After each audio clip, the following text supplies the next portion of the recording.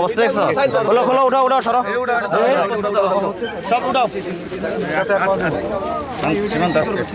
না না, লোক লোক খোলো খোলো খোলো, সবাই সরো, সবাই সরেন না, সরেন না, এই সরেন না, খোলো খোলো খোলো সব।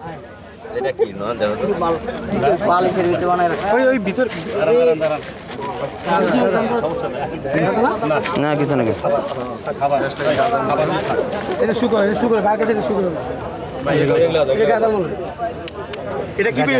গাঁজা গাঁজা অনেক খেলে তো পাইলাম ভাই। হ্যাঁ, আমার নাম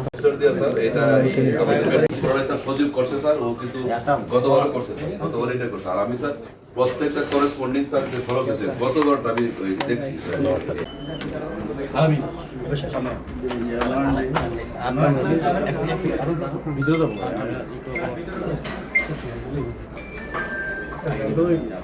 এখন এই মাদক দ্রব্যের জন্য ওখানে দিলাম, যে উনি বলছে যে ভাই যেহেতু মাদক আপনি আনছেন, আপনাকে গ্রেফতার করা হবে। এটা কোনো কথা? আমি জানি না উনি কিভাবে ডিসি হয়েছে, কোথা থেকে আসছে আমি জানি না। ওই ধরনের বিয়ে আপনার এতগুলি লোকের মাঝে, সাধারণ মানুষজনকে এতগুলি লোকের মাঝে যে বিহেভটা উনি করলো, যে এই মাদক দ্রব্য এখন আপনাদের সাথে যারা আছে আপনাদেরকে এখন গ্রেফতার করা হবে। তাহলে এতে তাহলে কি ওপেন করে দিছে? মাদক ব্যবসা যারা করবে, যারা শ্রবণ করবে, তারা ওপেন ওপেন সিক্রেটে চলাফেরা করবে। মিরপুরটির মাদক সম্রাট এবং সন্ত্রাসী কর্মকাণ্ড ওনারা প্রশ্রয় দিতেছে। আমার প্রশ্ন এটা, এগুলি নিয়ে কি করবো আমরা? সাধারণ মানুষ কি করবে? আমাদের বিএনপির চেয়ারম্যান জনাব তারেক রহমান, বাংলাদেশের প্রধানমন্ত্রী, একেবারে জিরো টলারেন্স করছে মাদক এবং সন্ত্রাসী বিরুদ্ধে। আমি এই আমাদের মিরপুর এলাকায় মাজার এখানে নিত্য নতুন একেবারে প্রতিদিনই মাদক দ্রব্য বেচা কেনা হচ্ছে, এবং এটা প্রশাসনও জানে, ডিসি অফিসও জানে, এখন সবাই জানে, আইন শৃঙ্খলা রক্ষাকারী সবাই জানে। এর আগে যখন আমি একবার গিয়েছিলাম তখন থানাকে অবগত করে গিয়েছিলাম। থানার পরে আমি ধরার পর, অনেক মাদক ধরার পর পুলিশ একেবারে লাস্টে এসেছে। আজকে যাওয়ার সময় আমি, এর আগেও প্রশাসনকে বলা হয়েছিল যে উনি আমাকে রিকোয়েস্ট করছে, ভাই বৃহস্পতিবার আপনি একটু সময় দেন, একটু মাজারে যাব। তা আমি স্থানীয় শাহালি থানার ওসিকে আমি জানিয়েছিলাম যে 7টা বাজে আমি যাব। আপনারাও জানেন যে 7টা বাজে আমাদের ওইখানে যারা মাদক বেচছে এবং যারা কিনছে তাদেরকে ওইখানে গিয়ে প্রশাসনের হাতে হ্যান্ডওভার করা হবে। প্রশাসনকে জানিয়ে কিন্তু গিয়েছিলাম। যাওয়ার পর দেখা যায় যে হাজার হাজার মাদক ব্যবসায়ী এবং মাদক যারা শ্রবণ করে, তারা কোনো প্রশাসন নাই। আমি প্রায় 3 কেজি, প্রায় 4 কেজির মতো, হ্যাঁ আপনারা দেখেছেন যে এখানে গাঁজা সহ অনেক সরঞ্জাম সহ আমি এখানে আপনাদের সামনে দেখিয়েছি, এবং এখানে অনেক টাকাও আছে। তো এগুলি যখন প্রশাসন এখানে আসে নাই, তো এই জিনিসগুলো আমি কাকে হ্যান্ড ওভার করবো?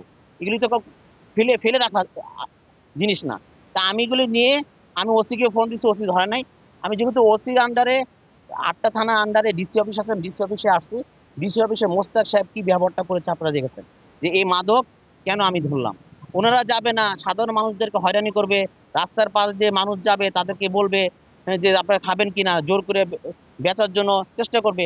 এই ধরনের পদক্ষেপ কিন্তু ওনারা আগের থেকে জানে, আজকে নতুন না। আপনারা কালকে যান, 2 দিন পরে যান, দেখবেন যে একই সিস্টেম চলে। এগুলি যদি প্রশাসন না দেখে তাহলে দেখবে কে?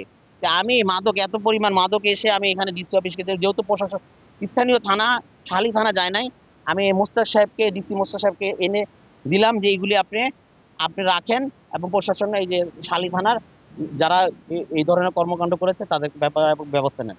উনি কিভাবে ক্ষিপ্ত হয়ে গেল যে এখানে এখানে এখানে আনছেন কেন? এখন মাদক দ্রব্য যেহেতু আপনারা আনছেন, আপনাদের ব্যাপারে মামলা দেওয়া হবে। এটা কোনো কথা? এখানে সাধারণ মানুষজন ওনারা যায় না, সাধারণ মানুষজন হয়রানি হয়। তো এখানে উনি যেন এই ধরনের কথা করছে, এই মাদক নিয়ে আমি কোথায় যাবো? এত পরিমাণ মাদক নিয়ে কোথায় যাবো? প্রশাসন আসে না। তারপর উনি ওনার দায়িত্ব, আমি মনে করি উনি যে দায়িত্বে আছেন, দায়িত্ব পুরোপুরি তিনি অবহেলা করেছেন। আর এই ধরনের বিহেভ উনি আমাদের সাথে করেছেন, যে এই মাদক উনি রাখতে পারবেন না। এই মাদক নিয়ে আমি কোথায় যাবো? মাদক এখন করা হবে।